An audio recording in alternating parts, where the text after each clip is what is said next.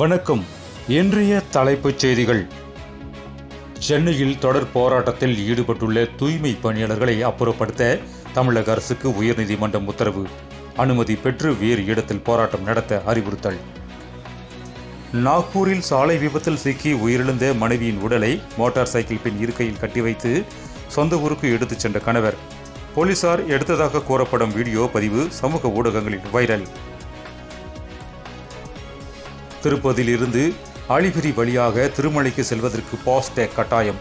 திருமலை திருப்பதி தேவஸ்தானம் உத்தரவு நாளை முதல் அமலுக்கு வருகிறது.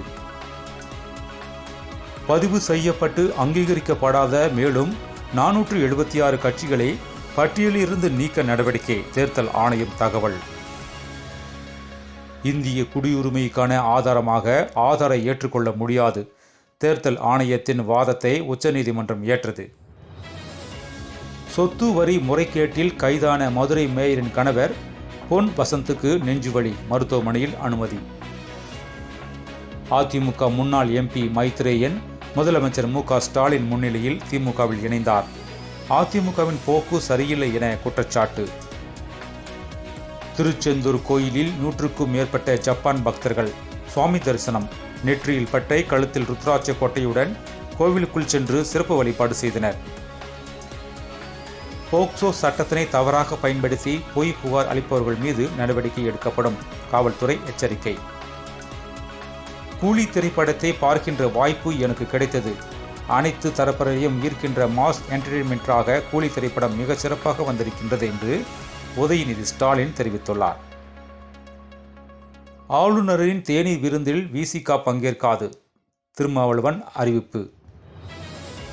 மேட்டூர் அரசு மீன் விதை பண்ணையில் ரூபாய் 3 கோடியில் ஒருங்கிணைந்த கட்டிடம் உள்ளிட்ட ரூபாய் 177.16 கோடியில் 9 முடிவுற்ற பணிகள் முதல்வர் மு.க.ஸ்டாலின் காணொலி வாயிலாக திறந்து வைத்தார்.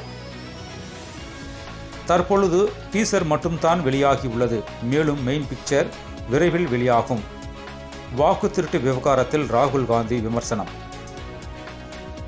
சட்டப்பேரவை தேர்தலில் 200 தொகுதிகளில் திமுக கூட்டணி தோல்வியடையும்.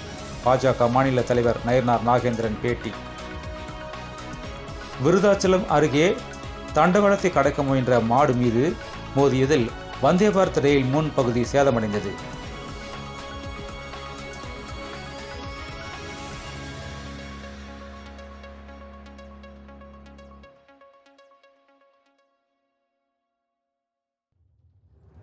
ஜனநாயக போரில் வென்று தமிழ்நாட்டு மக்களுக்கான நல்லாட்சியை நிறுவுவதே நமது குறிக்கோள். மதுரை மாநாட்டு குறித்து தமிழக வெற்றி கழக தலைவர் விஜய் அறிக்கை.